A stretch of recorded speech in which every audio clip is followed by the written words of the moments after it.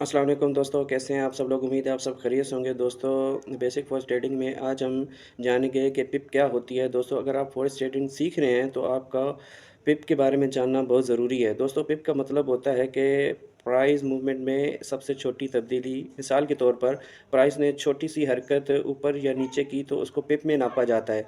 दोस्तों, for example euro USD का price था 1.1000, तो बढ़कर 1.1001 हुआ, तो समझा जाएगा कि मार्केट ने 1 पिप की हरकत की। तो दोस्तों, ज़्यादा पिप बड़ा मुनाफ़ा और ज़्यादा उल्टी से पिप बड़ा नुकसान।